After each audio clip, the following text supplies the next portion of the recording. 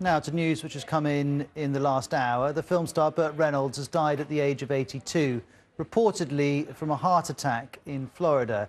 As you may well know, he starred in movies for more than 30 years. Arnold Schwarzenegger has been leading the tribute, saying he was one of my heroes. He was a trailblazer. He showed the way to transition from being an athlete to being the highest paid actor, and he always inspired me. Well, Nick Hyam takes a look back at his career. I thought they'd surely kill us. They would have. They would have, for sure. Burt Reynolds in Deliverance. What are we going to do with it? Playing a tough city boy up against the American wilderness and its murderous inhabitants. It's not one thing to do. It was the film he was most proud of. Bring it out, bring it out. All right, I got it straight. Oh, my God! Oh. As in most of his films, he did his own stunts and nearly drowned filming this. Go! Go! Who's Indian, your father or He'd cut his teeth in scores of film and TV westerns. Navajo Joe was one. You're a Navajo, aren't you? Which exploited Reynolds' own part Native American ancestry. What's your name? Joe. He became a sex symbol and a regular action star. Now, naturally, we're going to try to get away with as much as possible. In The Longest Yard, he played the coach of a prison football team. He'd wanted to play professionally himself until a youthful injury ended his chances. Right, all right! Now, backs and ends, come with me, the rest of you stay here. Hey! Is that Dunston? No, it's Newark. Gator in 1976 was one of a string of films set in Middle America in which he drove a car very fast. I'm beginning to think you're funny.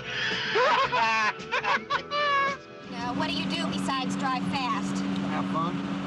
Is this fun? Driving? Driving, talking to me? Well, they're both a challenge. Smokey and the Bandit was essentially one long car chase.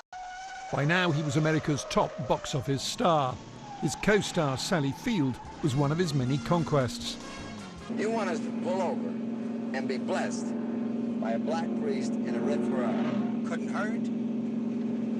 I think. But by the time of the Cannonball Run, his career was running into trouble. He'd acquired a reputation as a hard-drinking womanizer who earned a fortune and spent a fortune. And those priests weren't fathers. Come here. Oh, gee. What do you want to gab about, fish face? He was offered fewer good parts like this and eventually went bankrupt, owing $11 million. Oh, yeah. Primo Pitt. Hell of a guy. Came in second to you in the snotball pageant. There was an acrimonious divorce, and he became the star of a long-running television sitcom, by now sporting a wig and happy to share the fruits of decades in front of the camera. You know, there's no handle on this door. Really, it doesn't take a rocket scientist to be an actor. You just have to try to make it real. You come into my house, my party, to tell me about the future. That the future is tape, videotape, and not film. In Boogie Nights, he played a porn film director. He hated making the film, but it gained him an Oscar nomination. You're the director? Yes, I am. I thought you were the driver. Well, I'm that too. She's also playing the fool. By the time he made a bunch of amateurs, playing an aging American actor lured to Britain to play King Lear Let's don't visit the rehearsal hall. in an amateur production, he was happy to parody himself. At the end of a roller coaster career, which proved he was, if nothing else, one of Hollywood's more resilient stars.